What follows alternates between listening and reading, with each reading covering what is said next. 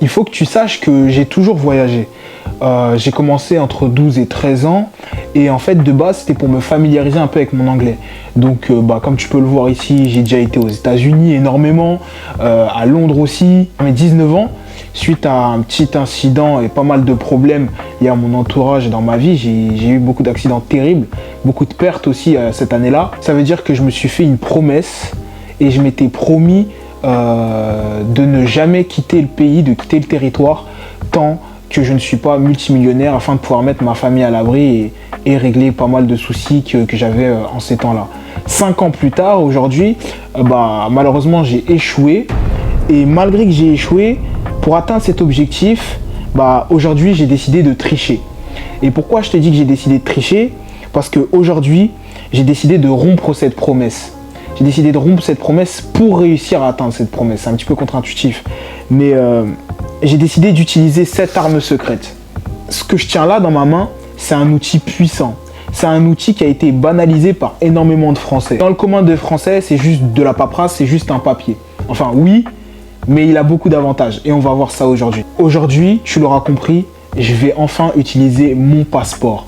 Donc oui, sur cette chaîne, il y a pas mal de choses qui vont changer. La plupart des gens ne comprennent pas, c'est qu'un passeport, c'est un outil puissant, très puissant. Que beaucoup de personnes rêveraient d'avoir ce passeport-là.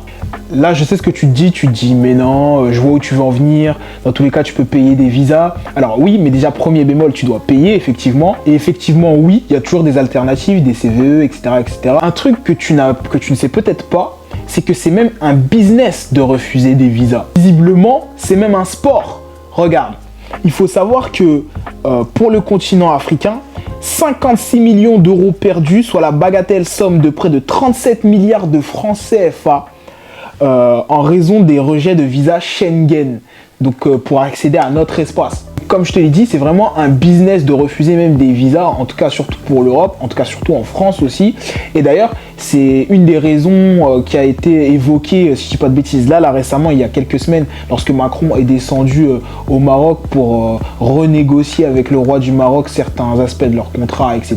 Ça a été évoqué pour te dire à quel point c'est important. Alors oui, le passeport, c'est un acquis de nos aïeux grâce à la force de notre pays, de manière économique et autres. On y reviendra un petit peu plus tard. Ce qu'il faut que tu saches, c'est que le passeport français, c'est un des passeports les plus puissants. Et on va voir pourquoi. Il faut savoir que ce passeport-là te donne accès à pas mal de pays avec ou sans visa, plus de 191 pays. Toi, dans ta tête, qu'avec ce passeport, tu peux rentrer dans 144 pays sans visa. Donc tu peux entrer dans des pays librement. Le passeport est maintenant le 4e plus puissant. Je pense que pendant un long moment, il était 3e, si je dis pas de bêtises. Mais en tout cas, en ce moment, c'est un des 4e le plus puissant. Je sais plus avec qui il est ex-aequo. Je sais plus si c'est avec l'Espagne ou si l'Espagne l'a dépassé. Enfin bref, dites-le moi dans les commentaires. Mais tu as un accès étendu à énormément de pays sans visa. À comparatif, je vais t'en mettre quelques-uns là sur le côté, tu as pas mal de passeports qui, ne dépassent pas la centaine sans visa, voire la cinquantaine pour certains. Vu qu'on fait partie de l'Union européenne, on a quasiment accès à tous les pays de l'Union. On a accès à pas mal de régions d'Asie, d'Océanie, bien entendu d'Amérique. Tout ce qui est partenariats internationaux, il faut savoir que du coup, comme j'étais en train de te dire, la France a des accords solides avec des partenaires à l'international. En gros, ce qui veut dire que ça facilite la circulation des citoyens de ces pays en accord. Tout simplement aussi parce que la France, c'est une puissance diplomatique, on va pas se mentir. En tant que membre clé de l'ONU, de l'Union européenne et d'autres institutions internationales, la France jouit d'une influence vraiment colossale. 4e point, c'est la fiabilité et la sécurité. Ça, on va le voir un petit peu plus loin dans la vidéo. Tu vas comprendre que tous les passeports ne se vaut pas, oui, à titre de ce qu'ils apportent, mais même à titre d'image. Il faut savoir que, par exemple, le passeport français, c'est perçu comme un document sûr, un document fiable. Je vais te faire comprendre, il y a certains passeports qui ne sont pas fiables du tout. Ça à cause de leur réputation. Nous, on est réputé pour avoir une logistique assez fiable. Alors, oui, le classement des passeports reflète de l'attractivité et de la puissance diplomatique, effectivement, de ton pays et surtout de l'étendue de tes relations diplomatiques et de ta place, en fait, à l'international. Donc oui, la France rayonne à l'international. Donc c'est pour ça qu'on a un passeport puissant. Et pourquoi je te dis tout ça? Je te dis tout ça parce que je me suis rendu compte que effectivement, en fait, en n'utilisant pas tout ça, je me ferme des portes. En fait, indirectement, cette promesse, c'était craché sur des avantages que j'avais. Et tu vas comprendre pourquoi je le fais, à titre personnel. avant ça, ce que je veux te faire comprendre, c'est qu'il y a pas mal de passeports différents et il y a pas mal de manières d'acquérir des passeports différents. Et tu as des passeports qui sont plus ou moins puissants, tu as certains passeports qui peuvent te permettre de changer de nom, qui peuvent être intéressants, mais il faut savoir que justement, c'est comme ça que certains passeports ont perdu de la crédibilité. Comme on vient de le voir, du coup, il y a certains passeports qui peuvent te permettre de changer de nom, qui peuvent te permettre de voyager dans des pays plus que d'autres, à avoir l'accès à l'espace Schengen, à l'Asie, à l'Océanie, enfin bref. Tu as certains passeports qui s'obtiennent de manière plus rapide. Je pense d'ailleurs au programme du Salvador, où maintenant, tu peux, avec une donation en USDT ou en Bitcoin, obtenir un passeport en 6 semaines. En plus de ça, en fait, le but d'un passeport, c'est quoi? C'est d'améliorer ta mobilité dans le monde. C'est ça le truc. Accéder à un maximum de pays sans visa. Un peu comme là, je vais le faire incessamment sous peu. C'est la naturalisation par ascendance. Si tu as un parent ou un grand-parent issu d'une telle ou telle ethnie, tu peux en récupérer le passeport. Tu peux aussi le faire par le biais de la religion, par le temps passé aussi sur un territoire. Tu peux aussi le faire par le mariage. Je pense par exemple au Cap-Vert.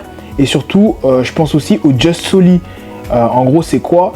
C'est grâce à un enfant qui naît sur un territoire, lui peut bénéficier d'un passeport en plus. Parlant du Just Soli, il faut savoir qu'il y a le tourisme de la naissance un petit peu malsain qui s'est mis en place. Ça peut être au Brésil, etc. En tout cas, si tout ça, ça vous intéresse, n'hésitez pas à laisser un commentaire. On va aller un petit peu plus loin sur la manière d'obtenir certains passeports si ça vous intéresse. Mais de toutes ces manières-là, tu as toutes ces manières-là pour récupérer un passeport ou en obtenir un autre, en avoir deux. Tu peux cumuler les passeports, bien entendu. Là, tu dis encore une fois, tout ça pourquoi? Tout ça pour la liberté, comme je viens de te le dire. En fait, l'objectif, c'est pas de tendre vers un monde sans frontières. C'est pas normal qu'il y ait des frontières déjà à la base. C'est ça qui divise les pays, c'est ça qui divise. Enfin bref, je m'écarte. Ce que j'essaie de te faire comprendre, c'est que des passeports stigmatisants ou contraignants, ça c'est un truc de ouf. Ça veut dire qu'en fonction de ton pays, tu as un passeport tu peux avoir des délits de passeport, entre guillemets. Tu sais, il y a des délits de faciès, maintenant des délits de passeport. Si tu vas dans un pays plutôt qu'un autre, ça peut t'empêcher d'aller dans tel ou tel pays à cause de conflits géopolitiques. Certains passeports, certains pays, tu as des facilités de visa en fonction de ta nationalité, comme on l'a vu. Par exemple, les Africains se font énormément refuser de visa et c'est pas uniquement dû à cause de l'immigration. Hein.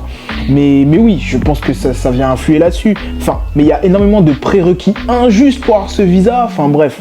Pas qu'une question de sécurité, comme s'il n'y avait rien à prendre chez eux, chez telle ou telle ethnie et pas chez une autre. Tu vois ce que je veux dire, un peu l'hypocrisie derrière? Donc je te prends un résumé, imaginons que je suis capverdien, que je me marie avec, je sais pas, une française par exemple. Donc en gros, moi je vais pas pouvoir bénéficier du passeport français et de tout ce qui va avec, etc.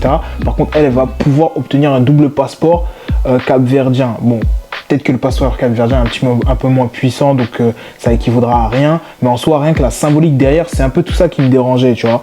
Et en fait, c'est jouir de tous ces avantages néocoloniaux qui me dérangent. Parce qu'en vrai de vrai, c'est ça aussi. Ça dépend de ça aussi. Et ça, il y a beaucoup de gens qui ferment les yeux là-dessus. Et moi, c'est tout ça qui font que je me suis mis, entre guillemets, à boycotter mon passeport, tu vois. Et alors que malheureusement, je vais tricher parce que pour prendre l'ascenseur social, je vais devoir jouir de ces avantages-là. Et mon objectif derrière, c'est vraiment d'aider les plus faibles.